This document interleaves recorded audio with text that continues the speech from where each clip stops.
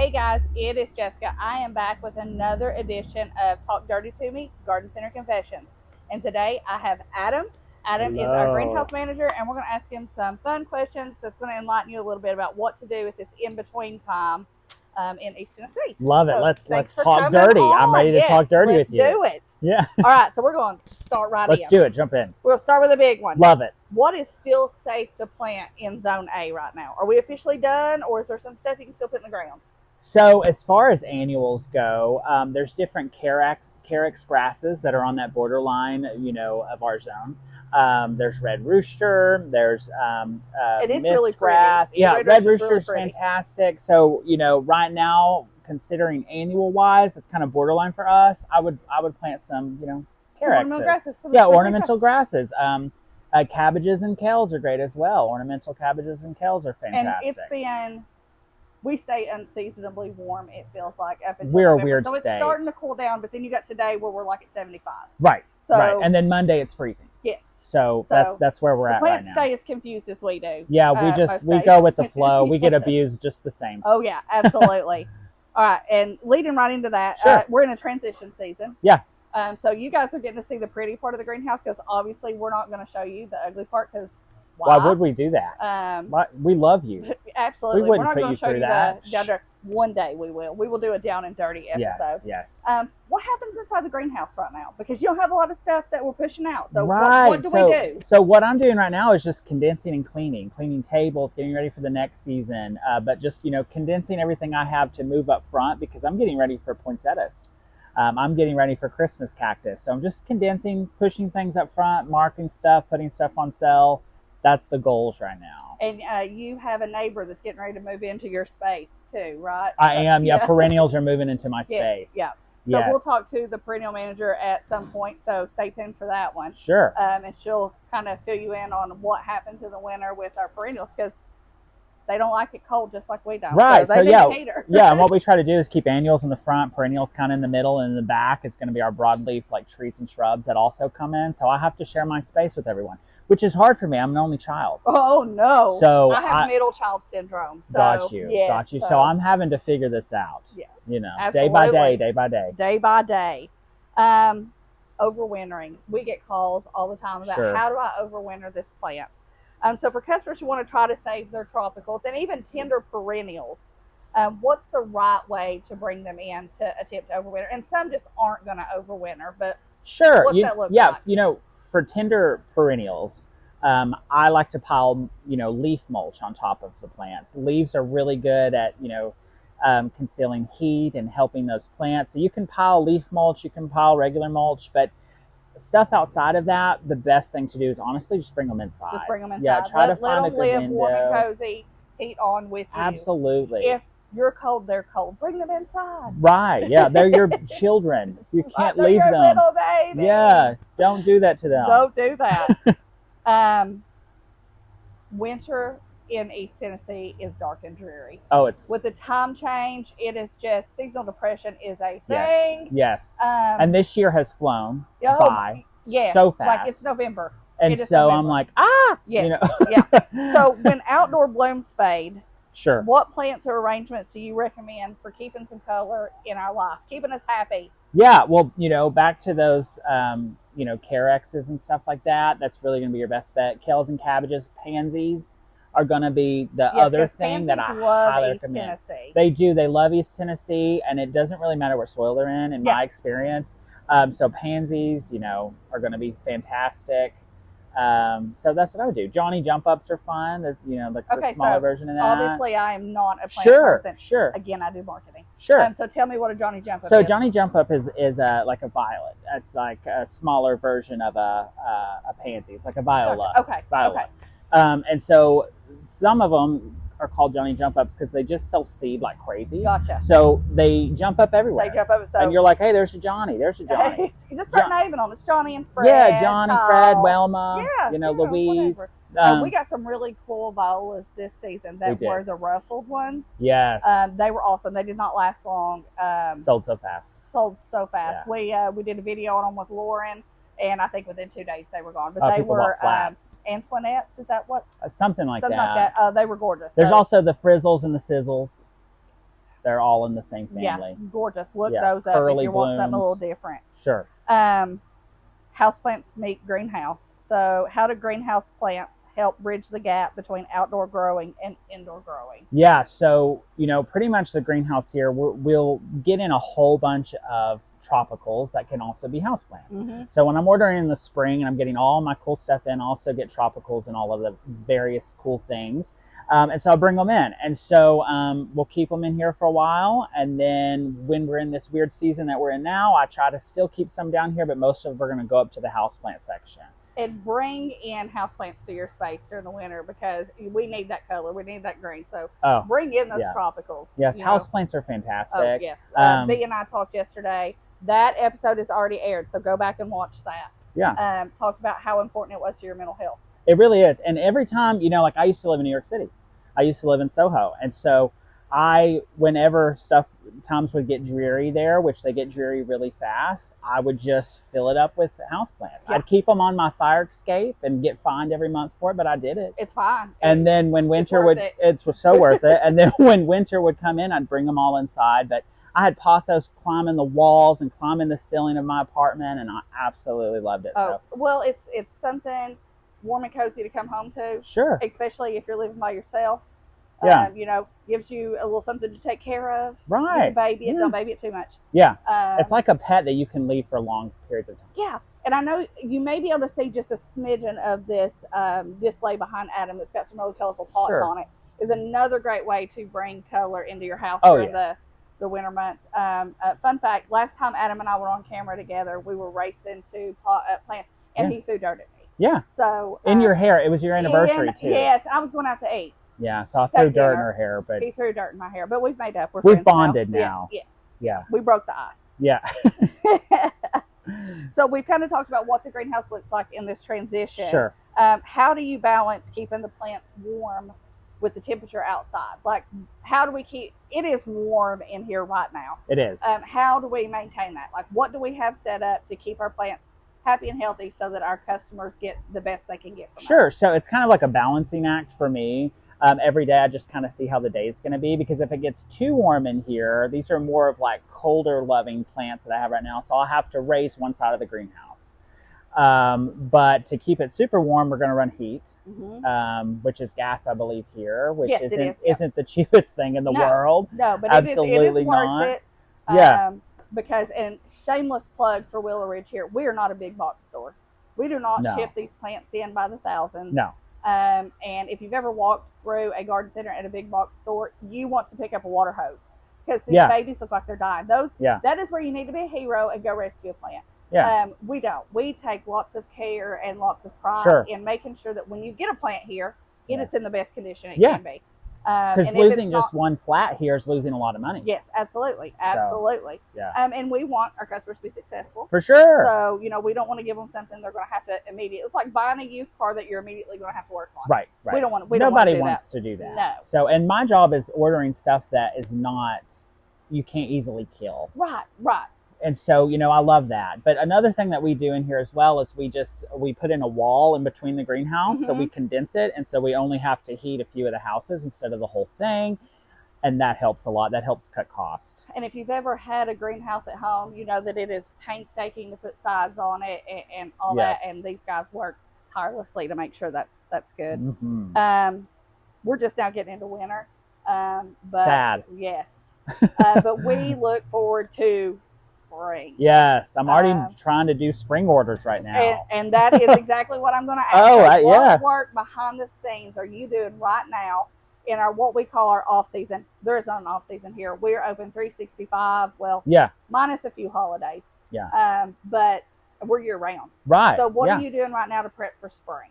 So right now I made notes throughout this whole season for myself. Smart. And I have tons of notes of what, didn't sell the best, what people wanted, what's new on the market. So I'm doing a lot of research, and Proven Winners is really helpful with that because they are great. They have a fantastic they're amazing. training. I'm wearing their shirt right now. Yeah, they're amazing. So they'll post like, this is the new stuff. And I'm not kidding you. Proven Winners every single year will come out with at least 15 new colors of something. And the names that they come up with these plants. Like that's my dream job. I just want to name plants. So fun. Drop some names in the comments of what you would name a plant if you grew and created a new plant, and we will revisit those. That would be so fun. It would be fun to do that. Yeah. What a competition.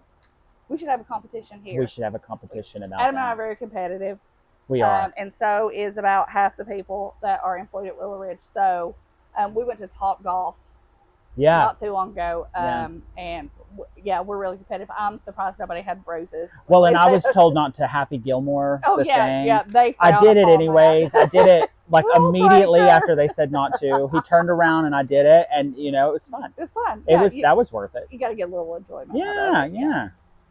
What are some common mistakes that our customers and plant lovers that are watching may make when trying to overwinter a plant?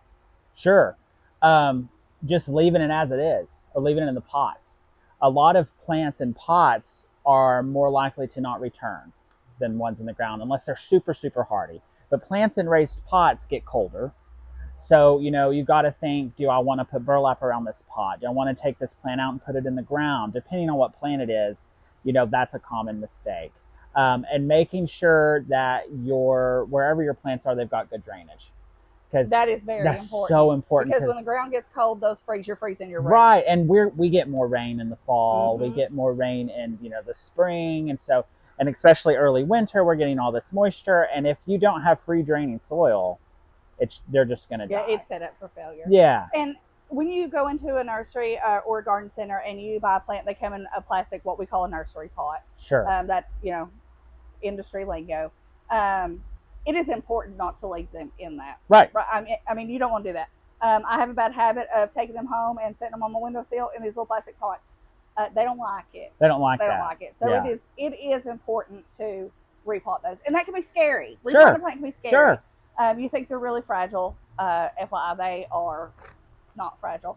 So yeah, plants want to live. Yes. They are so tough. Like if you travel really anywhere, you're going to see plants in the wild growing from cracks and crevices of buildings. Oh yeah, I cannot grow some plants, and then in my yard, these plants are growing through the cracks in the sidewalk. Yeah, and you can't kill those. Yeah. So, what would be your top 3 steps after you've adopted a new plant from Willow Ridge? Once you get it home, what should be the first 3 things you do with it? First thing I would do if I got a plant from Willow Ridge, I'd be like, where's the lighting requirements for this thing? Does it need a lot of sun? Does it need a lot of light? And those are important questions to ask when you buy. Absolutely. So, and our guys are full of knowledge, so we will know. And if we don't, we will find out. Yeah, and that's kind of changing too, because coleus used to be full shade, and now there's sun coleus. And patience used to be full shade. Now there's sun patience. Yes. And so that's changing a lot too. And if you get a shade patient and put it in the sun, well, it's obviously going to die. So it's good to make sure, what is this? What is the requirement? And I try to set stuff up in here the appropriate way with that. So first thing you do is find out where it's going to thrive at. Right. Light-wise. The second thing is making sure your soil's good. So I would make sure my soil's really, really good. And you can fix that if it's not. Correct? And you can fix it if it's not. You can use soil conditioner. I throw Pro Mix in the ground with every plant I plant, and they do great. They like that. Any bag of soil is really good as long as you can amend it, because we've just got really bad red clay here. We got the red clay. Great for dirt track racing. Sure. Not so good for plant living. Absolutely not. Yeah. Absolutely. Not so good. So and then the third thing is just making sure you water that guy that you put in the ground. And fertilize. Fertilize is great. And I kind of combine that together. Water and fertilizes together. I did not realize the importance of fertilizing your plants until I started here. Like I was like, why you need to fertilize? It's doing fine. Right. It's super important. It might be doing fine, but it can do great. Sure. And a lot of people think, well, I've amended the soil. It's got a healthy start. It's going to bloom great. No, fertilizer is fantastic. Yes. Yes. Jack's fertilizer, the blue powder that you pour, you dilute with water and pour in the ground is great. Osmocote's fantastic. But just feeding those guys is so important. They gotta eat. They gotta eat. I gotta eat. I mean, I didn't get this body right here by not fertilizing. Well, I'm a growing boy. That's right. So growing boy right here. Yeah. All right. Whether we like it or not, the holidays are upon us. I know. I saw a post on Facebook, so many days till Christmas. I was like, that's not possible. I just don't believe it. It's not possible. Yeah. So the greenhouse is going to start smelling like Christmas. It will. We're going to start getting stuff. So what festive plants do we have coming in right? Christmas cactus. And I've got some rare colors. I've got yellow. B did mention that we were getting some yellow. Yeah. So they're hard to find. Hard to find, hard to get. Yeah, you might want to get on the list. Yeah, they're going to go quick. Yeah. They're going to go, because I have a stack of wish lists for those, and it's pretty thick. And there's Christmas cactus, there's Easter cactus, there's Thanksgiving cactus. Sure. In my brain, they're all the same thing, but they're different, right? They're different. You know, so Easter cactus is round. You'll see that the end of their leaves is just round, and that's an Easter cactus. Thanksgiving cactus has sharp, edges to them, kind of like a vampire's teeth. Gotcha, okay. So they've got that going on, and a Christmas cactus is kind of combination of both of those, right? So it's kind of round and jagged. And they get the name because of their bloom time? Pretty much. So they get the name for their bloom time, which, a lot of Thanksgiving cactus will bloom around Christmas, and sometimes Christmas will bloom. It just depends on kind of where you have them in the house, but they're all going to bloom around this time of year. And they're not only are they great for you, those are great to give as a gift. They're right? Wonderful gifts. They're tough. Yeah, because they're easy to take care of. You're not worried about you giving it to your friend and it dying. Sure. It'll be fine. Sure. So actually, I just bought a house at the end of July, and as a gift from the previous homeowners, they left me with a Christmas cactus that they had for years.